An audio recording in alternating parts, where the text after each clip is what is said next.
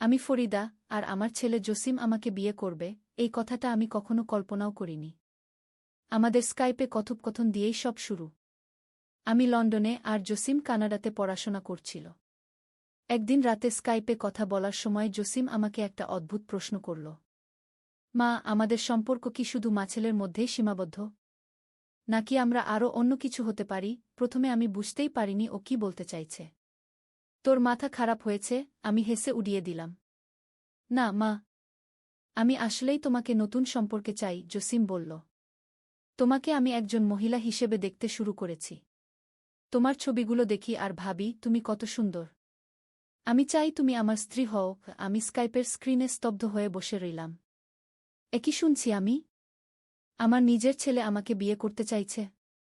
কিন্তু সেই মুহূর্তে আমার মনে পড়ল, আমার বয়স মাত্র ৩৬ আর জসিমের বয়স ১৮। আমি যখন জসিমকে জন্ম দিয়েছিলাম তখন আমার বয়স ছিল মাত্র ১৮।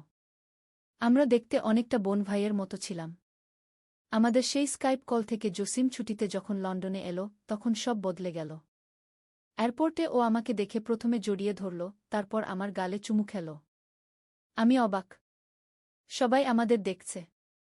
কিন্তু তখন বুঝতে পারলাম কেউ সন্দেহ করেনি যে আমরা মাছেলে। সবাই ভেবেছিল আমরা প্রেমিক প্রেমিকা। হোটেলে ফিরে জসিম আমাকে জড়িয়ে ধরে বলল, মা, তোমাকে ছাড়া আমি বাঁচতে পারব না। আমি তোমাকে বিয়ে করব। আমি তার দিকে তাকালাম। আমার মনে হল এই সম্পর্ক নিয়ে আমাকে গভীরভাবে ভাবতে হবে। আমার হাতে একটা লেটার ছিল যেটা ও জানত না। সেই চিঠিতে লেখা ছিল একটা অদ্ভুত সত্য। জসিম আমার ছেলে নয়। আমি তাকে দত্তক নিয়েছিলাম যখন সে মাত্র ১ বছরের ছিল। আমি কখনোই ওকে সত্যিটা বলিনি। জসিম ভেবেছে ও আমার নিজের ছেলে। জসিম, তোমাকে একটা কথা বলার আছে, আমি ধীরে ধীরে বললাম। তুমি আমার জৈবিক সন্তান নও। জসিম হতভম্ব হয়ে আমার দিকে তাকিয়ে রইল। তুমি কি বলছ? তার চোখে অবিশ্বাস। আমি আমার ব্যাগ থেকে একটা পুরনো ফটো বের করলাম। আমি তোমাকে একটা আশ্রয় থেকে নিয়ে এসেছিলাম। তখন তোমার বয়স ছিল মাত্র ১ বছর। এতদিন ধরে তুমি আমাকে মিথ্যা বলে এসেছ? জসিম প্রশ্ন করল, তার কণ্ঠে হতাশা। আমি মাথা নাড়লাম। আমি চেয়েছিলাম তোমার স্বাভাবিক জীবন হোক। আমি চেয়েছিলাম তুমি নিজেকে একজন পূর্ণাঙ্গ পরিবারের সদস্য মনে করো। জসিমের অভিমান আর রাগ পরিষ্কার বোঝা যাচ্ছিল। তাহলে আমার আসল বাবা মা কারা? তারা কেন আমাকে ছেড়ে দিয়েছিল? সেই মুহূর্তে আমি জসিমকে সত্যিটা বলব কি না ভেবেছিলাম। কিন্তু আমি জানতাম সত্যিটা না বললে আমাদের সম্পর্ক আর কখনোই আগের মতো হবে না।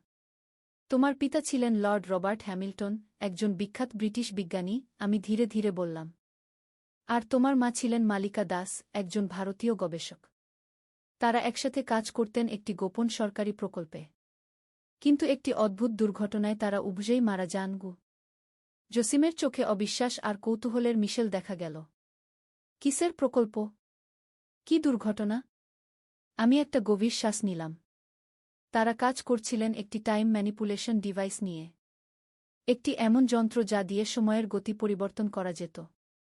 কিন্তু পরীক্ষার সময় একটি বিস্ফোরণ হয়েছিল। প্রকল্পটি সম্পূর্ণ গোপন ছিল, তাই সরকার এটা ঢাকতে গিয়ে তোমার পিতামাতাকে একটি কার দুর্ঘটনায় মারা গেছেন বলে দেখিয়েছিল। জসিম চেয়ারে বসে পড়ল। তাহলে কেন আমি সেখানে ছিলাম না? আমাকে কেন বাঁচানো হয়েছিল? আমি তার পাশে বসলাম। কারণ সেদিন তোমাকে আমি দেখাশোনা করছিলাম। আমি তোমার মায়ের সবচেয়ে কাছের বন্ধু ছিলাম। তোমার জন্মের সময় আমিই তার পাশে ছিলাম। তোমার বাবা মা দুর্ঘটনার পর সরকারি লোকেরা তোমাকে নিয়ে যেতে এসেছিল। কিন্তু আমি তোমাকে দিতে রাজি হইনি। আমি তোমাকে নিয়ে পালিয়ে গেলাম আর নিজের সন্তান হিসেবে পালন করতে লাগলাম। জসিম স্তব্ধ হয়ে আমার কথা শুনছিল। তাহলে তুমি আমার মা নও? তুমি আমার মায়ের বন্ধু। হ্যাঁ, কিন্তু তোমাকে আমি আমার নিজের সন্তানের মতোই ভালোবাসি, জসিম। এটা কখনো ভুলো না। জসিম উঠে দাঁড়াল আর জানালার দিকে হাঁটতে লাগল। তাহলে আমার জীবনটাই একটা মিথ্যার উপর দাঁড়িয়েছিল। আমি কি ভুল করেছি জসিমকে সত্যি বলে? কিন্তু হঠাৎ করে জসিম ঘুরে দাঁড়াল আর বলল, আমার বাবা মা কি সত্যিই সময় নিয়ে গবেষণা করতেন? তাদের গবেষণার কি হয়েছিল?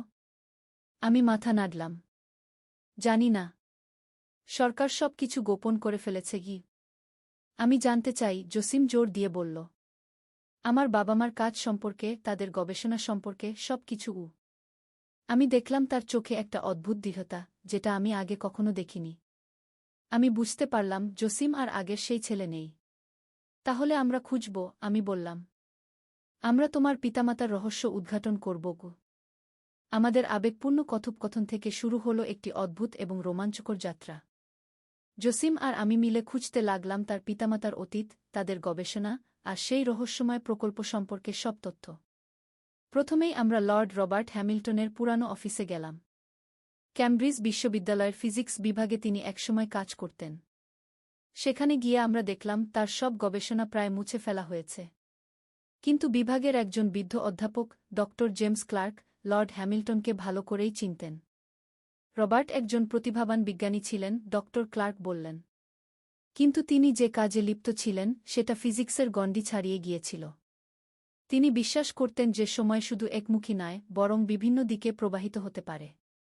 তার থিওরি অনুসারে আমরা শুধু ভবিষ্যতে যেতে পারি না, বরং সময়ের গতিকেও মন্থর করতে পারি। কিভাবে? জসিম জিজ্ঞেস করল। তিনি একটি যন্ত্র তৈরি করেছিলেন। একটি অদ্ভুত যন্ত্র যেটা কোয়ান্টাম ফিল্ড ম্যানিপুলেশন ব্যবহার করে সময়ের গতি পরিবর্তন করতে পারত। তিনি এটাকে টেম্পোরাল রেডিয়েশন মডুলেটর বা টিআরএম নাম দিয়েছিলেন।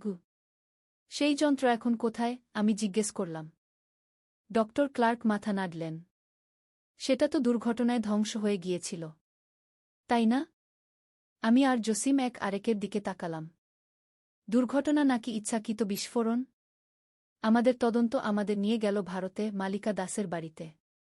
কলকাতার একটি পুরনো বাড়িতে এখনও তার পরিবার বাস করত। মালিকার বাবা, বিনয়বাবু, আমাদের দেখে অবাক হলেন। তুমি?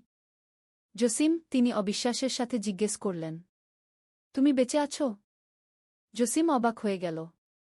আপনি আমাকে চেনেন? চিনি। তুমি আমার নাতি। বৃদ্ধ লোকটি জসিমকে জড়িয়ে ধরলেন। আমরা ভেবেছিলাম তুমিও সেই দুর্ঘটনায় মারা গিয়েছ। আমি বিনয়বাবুকে সব বললাম। কিভাবে আমি জসিমকে বাঁচিয়েছিলাম, কিভাবে আমরা পালিয়ে গিয়েছিলাম, সব কিছু। বিনয়বাবু আমাদের মালিকার পুরানো ঘরে নিয়ে গেলেন। মালিকা তার সব গুরুত্বপূর্ণ কাগজপত্র এখানে রাখত। তার মৃত্যুর পর আমি এই ঘর ঠিক তেমনি রেখেছি। ঘরটি ধুলো ভরা ছিল, কিন্তু আসবাবপত্র সব ঠিক তেমনি ছিল যেমনটা মালিকা রেখে গিয়েছিলেন। আমরা সারাদিন ধরে ঘরটি খুঁজলাম, কিন্তু কোনো গুরুত্বপূর্ণ তথ্য পেলাম না। কিন্তু রাতে জসিম হঠাৎ আমাকে ডেকে তুলল। দেখো এই ছবিটা। সেটা ছিল একটি পারিবারিক ফটো, যেখানে মালিকা, রবার্ট আর ছোট জসিম ছিল। কিন্তু আশ্চর্যের বিষয় ছিল ফটোর পেছনে লেখা একটি সংকেত, 31464835141191 এটা একটি জিপিএস কোঅর্ডিনেট, জসিম বলল। আর থ্রম 7 হতে পারে টেম্পোরাল রেডিয়েশন মডুলেটরের সপ্তম সংস্করণ। আমরা সেই কোঅর্ডিনেট গুগল ম্যাপে সার্চ করলাম আর দেখলাম এটা জেরুজালেমের একটি প্রাচীন ভবনের অবস্থান। পরের দিনই আমরা ভারত থেকে ইসরায়েলের দিকে রওনা দিলাম। কিন্তু আমাদের কেউ একজন লক্ষ্য করেনি যে আমাদের পিছনে একটি কালো গাড়ি আমাদের অনুসরণ করছিল। কোনো অজানা শত্রু আমাদের তদন্ত নজর রাখছিল। জেরুজালেমে পৌঁছে আমরা সেই প্রাচীন ভবনে গেলাম। বাইরে থেকে এটা একটি ছোট মিউজিয়াম মনে হচ্ছিল। ভেতরে ঢুকে আমরা দেখলাম এটা একটি পুরাতাত্ত্বিক প্রদর্শনী, যেখানে প্রাচীন ইহুদি সভ্যতার নিদর্শন রাখা ছিল। মিউজিয়ামের ম্যানেজার, একজন বৃদ্ধ ইহুদি লোক, আমাদের দেখে অবাক হলেন। আপনারা কি লর্ড হ্যামিল্টনের খোঁজ করছেন? তিনি জিজ্ঞেস করলেন। আমরা দুজনেই চমকে উঠলাম। আপনি কিভাবে জানলেন? জসিম জিজ্ঞেস করল। লোকটি হাসলেন। কারণ আপনার চোখ দেখে আমি বুঝতে পারছি আপনি তার ছেলে। আসুন, আমি আপনাদের দেখাই। তিনি আমাদের নিয়ে গেলেন মিউজিয়ামের পেছনের দিকে একটা গোপন দরজা দিয়ে। সেখানে ছিল একটা ভূগর্ভস্থ ল্যাব। সেখানে নানা ধরনের যন্ত্রপাতি ছিল, যেগুলো আমি কখনো দেখিনি। এটাই ছিল লর্ড হ্যামিল্টনের গোপন ল্যাব, লোকটি বললেন। তিনি আর ড দাস এখানে তাদের গবেষণা চালিয়ে গিয়েছিলেন, সরকারি প্রকল্প শেষ হবার পরও। কেন এখানে? আমি জিজ্ঞেস করলাম। কারণ জেরুজালেম একটি অদ্ভুত শহর, লোকটি বললেন। এখানে পৃথিবীর আধ্যাত্মিক শক্তির একটি কেন্দ্র আছে। আর তাদের গবেষণা ছিল সময় নিয়ে। সময় আর আধ্যাত্মিকতা একই সূত্রে বাঁধা। আমরা ল্যাবের চারপাশে ঘুরতে লাগলাম। সেখানে ছিল নানা ধরনের নোটবুক, ডায়াগ্রাম আর যন্ত্রাংশ। কিন্তু TRM-7 নামক যন্ত্রটির কোনো চিহ্ন ছিল না। তারা সফল হয়েছিলেন, লোকটি হঠাৎ করে বললেন। তারা সময়ের গতি ধীর করতে পেরেছিলেন কিভাবে? জসিম জিজ্ঞেস করল। তারা আবিষ্কার করেছিলেন যে মানুষের চেতনার মাধ্যমে সময়ের গতি পরিবর্তন করা যায়। তারা একটি যন্ত্র বানিয়েছিলেন যা মানুষের চেতনাকে বাইরের থেকে নিয়ন্ত্রণ করতে পারত। এই মাধ্যমে কোনো ব্যক্তি চাইলে নিজের চারপাশে সময়ের গতি ধীর করে দিতে পারত। এটা কি সম্ভব? আমি অবিশ্বাসের সাথে জিজ্ঞেস করলাম। হ্যাঁ, কিন্তু এতে বিপদ ছিল, লোকটি বললেন। কারণ যেখানে সময়ের গতি ধীর হয় সেখানে নিয়মের বিপরীতে যেতে হয়। আর প্রকৃতি তার নিয়মের বিরুদ্ধে কাউকে যেতে দেয় না। তারা মারা গিয়েছিলেন কারণ? জসিম প্রশ্ন অসমাপ্ত রেখে বলল। কারণ প্রকৃতি প্রতিশোধ নিয়েছিল, লোকটি বললেন। তারা যখন TRM-7 পরীক্ষা করছিলেন তখন সময়ের গতি এতটাই ধীর হয়ে গিয়েছিল যে তারা প্রায় স্থির হয়ে গিয়েছিলেন। কিন্তু হঠাৎ করে আবার সময় স্বাভাবিক গতিতে ফিরে আসতে শুরু করে, আর সেই অবস্থান থেকে সময়ের স্বাভাবিক গতিতে ফিরে আসা মানে ছিল এক বিশাল বিস্ফোরণ। আমরা নিঃশব্দে দাঁড়িয়ে রইলাম। জসিমের চোখে আমি দেখলাম তার পিতামাতাকে হারানোর বেদনা। কিন্তু TRM-7 কোথায়? জসিম শেষ পর্যন্ত জিজ্ঞেস করল। তারা সেটা তোমার কাছে রেখে গিয়েছিলেন, লোকটি বললেন। এখন সেটা কোথায়? আমি জানি না। আমার কাছে? কিভাবে? জসিম অবাক হয়ে প্রশ্ন করল। লোকটি জসিমের বাম হাতের দিকে তাকালেন। তোমার হাতে যে জন্মচিহ্ন আছে ওটা আসলে জন্মচিহ্ন নয়। জসিম তার বাম হাতের ত্রিভুজাকার চিহ্নের দিকে তাকাল। এটা ছিল তার জন্ম থেকেই একটা ছোট্ট ত্রিভুজাকার চিহ্ন। এটা আসলে কি? জসিম জিজ্ঞেস করল। এটা TRM-7 এর সংযোগ চিহ্ন, লোকটি বললেন। তোমার বাবা-মা জানতেন তাদের গবেষণা বিপজ্জনক, তাই তারা TRM-7 এর নিয়ন্ত্রণ ক্ষমতা তোমার মধ্যে প্রতিস্থাপন করেছিলেন। এই চিহ্ন দিয়ে তুমি যন্ত্রটি সক্রিয় করতে পারো। কিন্তু যন্ত্রটি কোথায়? আমি জিজ্ঞেস করলাম। লোকটি একটা পুরনো পাথরের বাক্স বের করলেন। এটা তারা আমার কাছে রেখে গিয়েছিলেন। তোমার জন্যই। তারা জানতেন একদিন তুমি এখানে আসবে। জসিম সেই বাক্সটি খুলল। ভেতরে ছিল একটি অদ্ভুত ধাতব বস্তু, ঘড়ির মতো, কিন্তু তার মধ্যে জ্বলছিল একটি নীল আলো। TRM-7, জসিম ফিসফিস করে বলল। হঠাৎ করে আমরা শুনতে পেলাম কিছু লোকের পায়ের শব্দ। আমরা ফিরে দেখলাম কয়েকজন কালো পোশাক পরা লোক হাতে বন্দুক নিয়ে সিঁড়ি দিয়ে নেমে আসছে। ওরা এসে গেছে, বৃদ্ধ লোকটি বললেন। ওরা চায় না যে TRM-7 তোমার হাতে পুডুক। কারা ওরা? আমি প্রশ্ন করলাম। একটি গোপন সংস্থা, টেম্পোরাল গার্ডিয়ান। ওরা সময় সম্পর্কিত সব গবেষণা নিয়ন্ত্রণ করে। আমরা দ্রুত পালানোর চেষ্টা করলাম, কিন্তু পেছন থেকে গুলির শব্দ শুনতে পেলাম। বৃদ্ধ লোকটি আহত হলেন। পালাও, তিনি বললেন। TRM-7 নিয়ে পালাও। এটা শুধু তোমাদের হাতেই নিরাপদ। জসিম TRM-7 হাতে নিয়ে আমার দিকে তাকাল। আমরা কি করব? আমরা পালাবো, আমি বললাম। আমরা মিউজিয়ামের পেছনের দরজা দিয়ে বেরিয়ে প্রাচীন জেরুজালেমের গলিতে ছুটে পালালাম। পেছনে কালো পোশাক পরা লোকেরা আমাদের তাড়া করল। আমরা প্রাচীন শহরের গলি ঘুজি পার হয়ে একটা বাজারে পৌঁছলাম। সেখানে জনতার মধ্যে মিশে গেলাম। আমরা জানতাম আমাদের কাছে সময় কম। টেম্পোরাল গার্ডিয়ানরা আমাদের খুঁজে বের করবেই। আমাদের একটা প্ল্যান দরকার, আমি বললাম। আমি জানি কোথায় যেতে হবে, জসিম হঠাৎ বলল। তার চোখে একটা অদ্ভুত আত্মবিশ্বাস দেখলাম। কোথায়? দুবাই। TRM-7 এর ভেতরে আমি একটা ম্যাপ দেখতে পাচ্ছি। কোঅর্ডিনেট। আমরা সেই রাতেই জেরুজালেম থেকে দুবাই রওনা দিলাম। আমাদের পেছনে টেম্পোরাল গার্ডিয়ানরা ছিল, কিন্তু আমরা কৌশলে তাদের এড়িয়ে যেতে সক্ষম হলাম। দুবাইতে পৌঁছে আমরা সেই কোঅর্ডিনেটে গেলাম, যেটা ছিল বুর্জ খলিফার কাছে একটি লুকানো বাড়ি। বাড়িটির বাইরে লেখা ছিল দাস হ্যামিল্টন ফাউন্ডেশন। এটা তোমার বাবা-মার ফাউন্ডেশন, আমি অবাক হয়ে বললাম। আমরা ভেতরে ঢুকলাম আর দেখলাম একটি সুন্দর অফিস। রিসেপশনে একজন মহিলা ছিলেন। তিনি জসিমকে দেখে অবাক হলেন। তুমি জসিম হ্যামিল্টন? তিনি জিজ্ঞেস করলেন। জসিম মাথা নাড়ল। আমরা তোমার অপেক্ষা করছিলাম, মহিলাটি বললেন। আমার নাম ডক্টর সারা আহমেদ। আমি তোমার বাবা-মার সহকর্মী ছিলাম। ডক্টর আহমেদ আমাদের একটি গোপন লিফটে নিয়ে গেলেন, যেটা আমাদের নিয়ে গেল মাটির নিচে একটি বিশাল ল্যাবরেটরিতে। এখানেই তোমার বাবা-মা তাদের আসল গবেষণা করতেন, ডক্টর আহমেদ বললেন। টেম্পোরাল গার্ডিয়ানরা জানত না এই জায়গার কথা। কিন্তু আপনি কিভাবে জানলেন আমরা আসব? জসিম জিজ্ঞেস করল। কারণ তোমার বাবা মা সময়ের সাথে খেলতে শিখেছিলেন, ডক্টর আহমেদ বললেন। তারা জানতেন ভবিষ্যতে কি ঘটবে। তারা জানতেন টেম্পোরাল গার্ডিয়ানরা তাদের হত্যা করবে, তাই তারা তোমাকে বাঁচানোর ব্যবস্থা করেছিলেন। তারা জানতেন তুমি একদিন TRM-7 নিয়ে এখানে আসবে গি। কিন্তু কেন? আমি জিজ্ঞেস করলাম। কেন তারা এতটা বিপদ নিলেন? কারণ TRM-7 আসলে শুধু সময় নিয়ন্ত্রণের জন্য নয়, ডক্টর আহমেদ বললেন। এটা মানবজাতির ভবিষ্যৎ বাঁচানোর একমাত্র উপায়। কিভাবে? জসিম জিজ্ঞেস করল।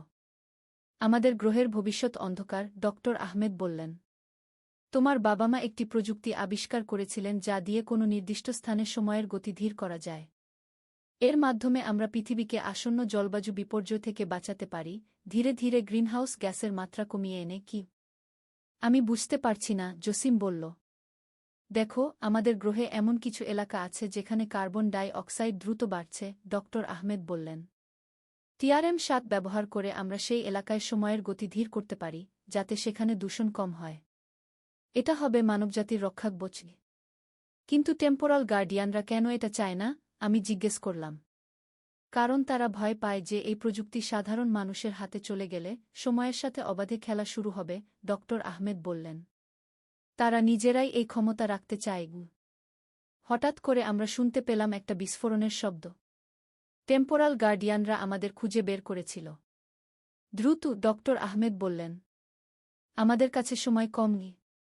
তিনি আমাদের নিয়ে গেলেন ল্যাবের পেছনের দিকে, যেখানে ছিল একটি বিশাল যন্ত্র। এটা TRM প্রধান 7টি TRM যন্ত্রের নিয়ন্ত্রক। TRM-7কে এর সাথে সংযুক্ত করো। জসিম যন্ত্রটি বের করল আর সংযুক্ত করল বড় যন্ত্রের সাথে। হঠাৎ করে সারা ঘর আলোকিত হয়ে উঠল নীল আলো। এখন তোমার হাতের চিহ্ন ব্যবহার করো, ডক্টর আহমেদ বললেন। জসিম তার হাতের ত্রিভুজাকার চিহ্ন যন্ত্রের একটি অনুরূপ চিহ্নের উপর রাখল। সাথে সাথে একটি শক্তিশালী নীল আলো ছড়িয়ে পড়ল চারদিকে। টেম্পোরাল গার্ডিয়ানরা দরজা ভেঙে ঘরে ঢুকে পড়ল, কিন্তু তারা যেন ধীরে ধীরে চলছিল। তাদের গতিবিধি যেন স্লো মোশনে ছিল। সময়ের গতি ধীর হয়ে গেছে তাদের জন্য, ডক্টর আহমেদ বললেন। কিন্তু আমরা TRM-7 এর সংযোগে আছি, তাই আমরা স্বাভাবিক গতিতে চলতে পারছি। আমরা টেম্পোরাল গার্ডিয়ানদের পাশ দিয়ে বেরিয়ে গেলাম। তারা যেন স্থির হয়ে গিয়েছিল। আমরা কি করব? জসিম জিজ্ঞেস করল। আমরা TRM প্রধান নিয়ে নেপালে যাব, ডক্টর আহমেদ বললেন। সেখানে হিমালয়ের পাদদেশে তোমার বাবা মা একটি গোপন ঘাঁটি স্থাপন করেছিলেন। সেখানে তারা TRM প্রধানকে সম্পূর্ণ করবেন। এরপর শুরু হলো আমাদের অবিশ্বাস্য যাত্রা। TRM প্রধান নিয়ে আমরা দুবাই থেকে নেপাল গেলাম। পথে টেম্পোরাল গার্ডিয়ানরা আমাদের পেছনে লেগে রইল। আমরা কখনো ট্রেনে, কখনো বিমানে, কখনো বা গাড়িতে করে এগিয়ে চললাম। কাঠমান্ডুতে পৌঁছে আমরা একটি পুরানো গাড়ি ভাড়া করে হিমালয়ের পাদদেশে চলে গেলাম। ডক্টর আহমেদ আমাদের নিয়ে গেলেন এক নির্জন পাহাড়ি এলাকায়, যেখানে একটি গুহার মুখ ছিল। এখানেই তোমার বাবা মা TRM প্রধানের প্রযুক্তি সম্পূর্ণ করতে চেয়েছিলেন, ডক্টর আহমেদ বললেন। আমরা গুহার ভেতরে ঢুকলাম। ভেতরে ছিল একটি অত্যাধুনিক ল্যাব, সম্পূর্ণ বিচ্ছিন্ন, যেখানে লর্ড হ্যামিল্টন আর মালিকা দাস তাদের গবেষণা চালিয়ে গিয়েছিলেন। আমরা কি করব? আমি জিজ্ঞেস করলাম। আমরা TRM প্রধানকে সক্রিয় করব, ডক্টর আহমেদ বললেন। তারপর এটা কাজ করবে সারা বিশ্বে, ধীরে ধীরে দূষিত এলাকাগুলোর সময়ের গতি কমিয়ে এনে। আমরা TRM প্রধান স্থাপন করলাম ল্যাবের কেন্দ্রে। জসিম আবার তার হাতের চিহ্ন ব্যবহার করল যন্ত্রটি সক্রিয় করতে। একটি বিশাল নীল আলো ছড়িয়ে পড়ল চারদিকে। কিন্তু হঠাৎ করে আমি লক্ষ্য করলাম ডক্টর আহমেদের চোখে একটা অদ্ভুত হাসি। তিনি একটা বন্দুক বের করলেন। ধন্যবাদ, জসিম, তিনি বললেন। এখন আমি TRM প্রধান নিয়ন্ত্রণ করব। এটা বিশ্বকে বাঁচাবে না, বরং আমাকে বিশ্বের শাসক বানাবে। আমরা অবাক হয়ে গেলাম। আপনি কে? জসিম জিজ্ঞেস করল। আমি টেম্পোরাল গার্ডিয়ানদের প্রধান, ডক্টর আহমেদ হাসলেন। আমি তোমার বাবা মাকে হত্যা করার আদেশ দিয়েছিলাম। কিন্তু আমি জানতাম না যে তারা TRM-7 তোমার হাতে দিয়ে গেছেন। আমি অপেক্ষা করেছি যে তুমি একদিন এটা নিয়ে এখানে আসবে। জসিম আর আমি ফাঁদে পড়ে গিয়েছিলাম। আমরা ভেবেছিলাম আমরা বিশ্বকে বাঁচাতে যাচ্ছি, কিন্তু আসলে আমরা এক বিশ্বধ্বংসী অস্ত্র দিয়ে দিয়েছিলাম টেম্পোরাল গার্ডিয়ানদের হাতে। আমি TRM প্রধান ব্যবহার করব সময়ের গতি নিয়ন্ত্রণের জন্য, কিন্তু শুধু আমার নিজের স্বার্থে, ডক্টর আহমেদ বললেন। আমি আমার শত্রুদের সময় ধীর করে দেব আর নিজে দ্রুত গতিতে চলব। আমি অজের হব। কিন্তু হঠাৎ করে জসিম একটা অদ্ভুত কাজ করল। সে তার হাতের চিহ্নে জোরে চাপ দিল। টিআরএম প্রধান থেকে একটি তীব্র আলো বের হল, আর ডক্টর আহমেদ জেন স্থির হয়ে গেলেন। এটা কি তুমি করছ? আমি অবাক হয়ে জিজ্ঞেস করলাম। হ্যাঁ, জসিম বলল। আমি বুঝতে পারছি কিভাবে এটা কাজ করে। আমি তার সময়কে ধীর করে দিয়েছি। আমরা দ্রুত ডক্টর আহমেদের হাত থেকে বন্দুক নিয়ে নিলাম। আমরা কি করব? আমি জিজ্ঞেস করলাম। আমি জানি আমার বাবা মা কি চেয়েছিলেন, জসিম বলল। তারা টিআরএম প্রধান ব্যবহার করতে চেয়েছিলেন বিশ্বের ভারসাম্য ফিরিয়ে আনতে। আমরা সেটাই করব। জসিম আবার টিআরএম প্রধানের সামনে দাঁড়াল। তার হাতের চিহ্ন আবার সক্রিয় হল। নীল আলো ছড়িয়ে পড়ল সারা ল্যাবে, তারপর বাইরে, তারপর পুরো পাহাড়ে, তারপর সারা নেপালে, তারপর ধীরে ধীরে সারা পৃথিবীতে। সময় সঠিক হবে, জসিম ফিসফিস করে বলল। আমি দেখলাম জসিমের চোখে একটা অদ্ভুত আলো জ্বলছে। সে যেন ক্ষণিকের জন্য তার বাবা-মার মতো দেখাচ্ছিল। টিআরএম প্রধান সম্পূর্ণ সক্রিয় হবার পর আমরা বুঝতে পারলাম যে বিশ্বে কিছু বদলে গেছে। আমরা বাইরে গিয়ে দেখলাম আকাশ আগের চেয়ে নীল, বাতাস আগের চেয়ে পরিষ্কার। 6 মাস পর বিজ্ঞানীরা অবাক হয়ে ঘোষণা করলেন যে পৃথিবীর তাপমাত্রা কমতে শুরু করেছে। গ্রিনহাউস গ্যাসের মাত্রা কমছে। কেউ বুঝতে পারছিল না কিভাবে এটা সম্ভব হচ্ছে। কিন্তু আমরা জানতাম। টিআরএম প্রধান সারা বিশ্বে দূষিত এলাকাগুলোর সময়ের গতি ধীর করে দিয়েছিল, যার ফলে সেখানে দূষণের মাত্রা কমে যাচ্ছিল। ধীরে ধীরে আমাদের গ্রহ ফিরে পাচ্ছিল তার হারানো ভারসাম্য। জসিম আর আমি টিআরএম প্রধান সুরক্ষিত রাখার জন্য হিমালয়ের গুহায় থাকার সিদ্ধান্ত নিলাম। জসিম এখানে তার বাবা-মার গবেষণা চালিয়ে যাচ্ছে, আর আমি তার পাশে আছি, যেমন আমি সবসময় ছিলাম। আমি ফরিদা, আর আমার ছেলে জসিম আমাকে বিয়ে করবে, এই কথাটা আমি কখনো কল্পনাও করিনি। কারণ জসিম আমার ছেলে নয়, তবে সে আমার পরিবার। আমরা এখন একসাথে আছি, এক অসাধারণ গবেষণার দায়িত্বে, যা পৃথিবীকে বাঁচাচ্ছে। আমরা হারিয়ে যাওয়া বাবা-মার সন্তান অভিভাবকের সম্পর্ক নয়, আমরা হয়ে উঠেছি একটি মিশনের 2 সহযোদ্ধা, যারা বিশ্বের ভবিষ্যৎ রক্ষা করছে। টেম্পোরাল গার্ডিয়ানরা এখনও আমাদের খুঁজছে, কিন্তু আমরা সময়ের রহস্য জেনে গেছি। আমরা জানি কিভাবে লুকিয়ে থাকতে হয়, কিভাবে বেঁচে থাকতে হয়, কিভাবে লড়াই করে যেতে হয়। এই রহস্যময় ও রোমাঞ্চকর গল্পের এখানেই শেষ নয়। এটা শুধু শুরু। কারণ সময় একটি অনন্ত নদীর মতো, সে সবসময় প্রবাহিত হয়। নদীর ধারে এক গ্রাম। প্রথম অধ্যায়, শুরুর কথা। পদ্মা নদীর ধারে ছোট্ট একটা গ্রাম, নামটা হল কুসুমপুর। এই গ্রামে বাস করত একটা ছেলে, তার নাম রাকিব।